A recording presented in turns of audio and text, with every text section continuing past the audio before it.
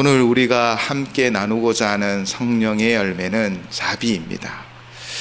자비의 헬라어는요 크레스토테스이고요, 그 의미는 선함, 친절함입니다. 자비도 우리가 맺어야 할 열매이면서 우리가 매일 심어야 할 삶의 모습인 것이죠. 오늘 본문 누가복음 6장은 하나님의 자녀가 이 땅 가운데 어떤 모습으로 살아가야 하느냐를 보여주고 있습니다. 바로 하나님이 자비하셨기 때문에 우리 또한 자비를 심어야 하고, 또 성령 하나님의 도우심으로 그 열매를 맺어가야 하는 것이지요. 먼저 35절에서 이렇게 예수님은 말씀하셨습니다. 오직 너희는 원수를 사랑하고 선대하며 아무것도 바라지 말고 구워주라. 그리하면 너희 상이 클 것이요 또 지극히 높으신 이의 아들이 되리니 그는 은혜를 모르는 자와 악한 자에게도 인자하시니라. 아멘. 원수를 사랑하고 선대하고요, 또 인자를 베풀어야 하는 것이 우리의 삶의 모습입니다. 그리고 분명하게 36절로 말씀하고 있지요. 오늘 우리 36절 한 목소리로 함께 다시 한번 고백하겠습니다. 너희 아버지의 자비로우심 같이 너희도 자비로운 자가 되라. 아멘. 하나님께서 자비로 우리에게 대하여 주셨고 베풀어 주셨습니다. 우리 또한 그 아버지의 모습을 닮은 자녀가 되어 자비로운 자가 되어야 하지요. 그렇다면 성령의 열매인 자비는 무엇을 이야기하는 것일까요?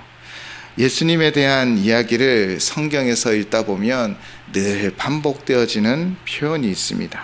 중요한 순간마다 이 표현이 기록되어져 있죠.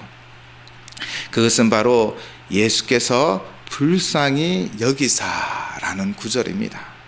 하나님의 큰 기적을 일으킬 때마다, 예수님이 놀라운 역사를 만들어갈 때마다, 그 영혼을 치료하고 살릴 때마다 예수님은 늘 불쌍히 여기셨습니다.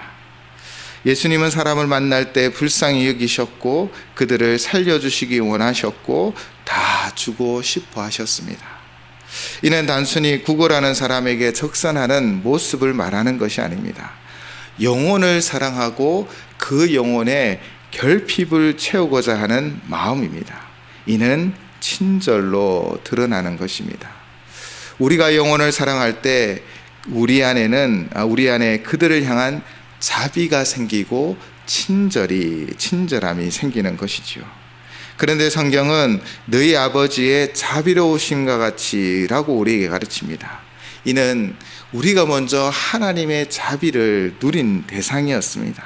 하나님께서 먼저 우리의 영혼을 불쌍히 여기셔서 자비를 베풀어 주셨지요. 그 분명한 예가 1만 달란트 빚진 자의 사건입니다. 우리 모두는 하나님께 재용서함을 받고 자비를 받은 자들입니다. 1만 달란트 빚은요, 오늘의 금액으로 환산해 보면 억 단위가 아닙니다.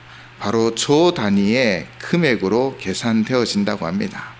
몇 조를 빚진 자가 있었고, 임금은 그 빚을 다 갚으라고 하였지만 그 빚을 갚을 능력이 그에게 없었습니다.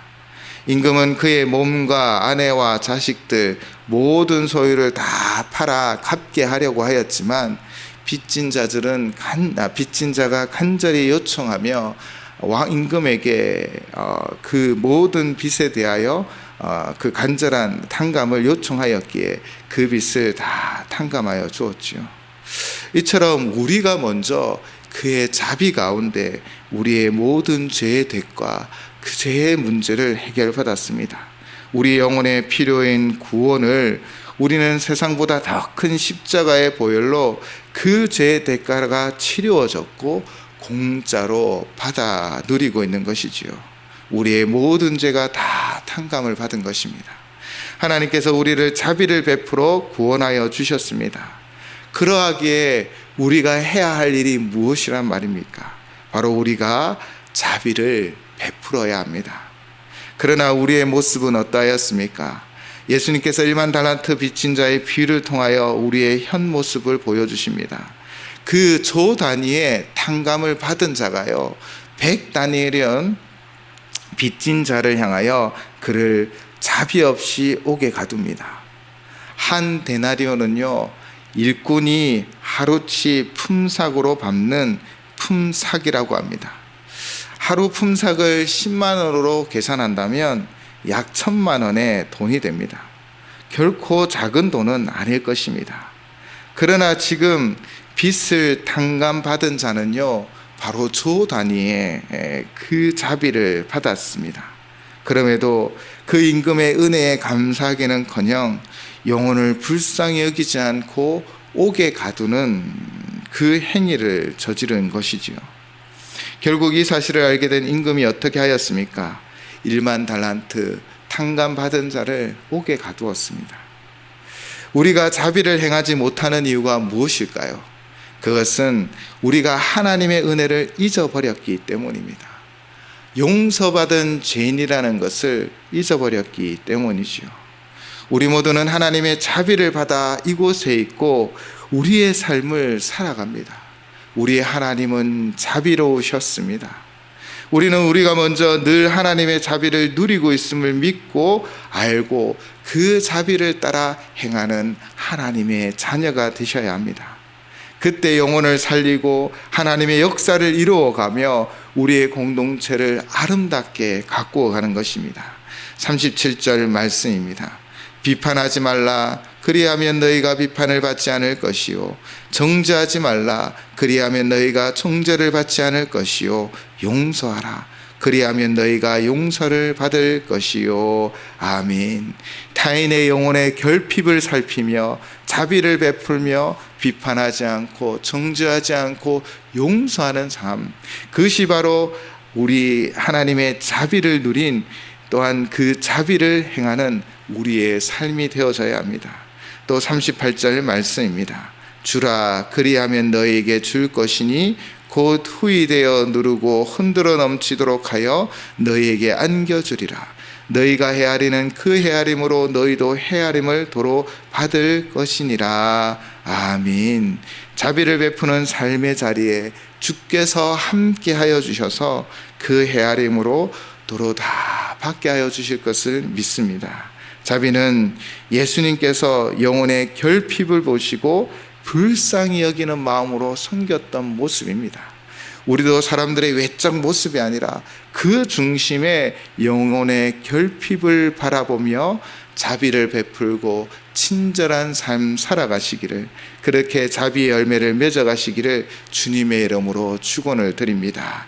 그렇다면 자비를 베푸는 삶을 살기 위해서 우리는 무엇을 해야 할까요? 경청하셔야 합니다. 들어야 합니다. 상대방의 말을 듣고 그 영혼의 필요를 깨달아 자비하심을 친절함으로 베푸셔야 합니다. 상대방의 말에 귀를 기울이는 일 자체가 사실 친절한 행위입니다. 상대방을 배려하는 행동으로 이어지는 것이지요. 오늘도 성령님께서 우리와 함께 하셔서 우리가 받은 자비를 깨닫게 하여 주시고 자비를 심게 하여 주실 것이고 자비를 맺는 구원받은 백성으로 우리를 인도하여 주실 줄을 믿습니다. 12월 한 달도 하나님의 자비를 심으시기 바랍니다. 내년 한 해도 하나님의 자비의 열매를 맺어가는 한 해가 되시기를 주님의 이름으로 축원을 드립니다. 함께 기도하시겠습니다.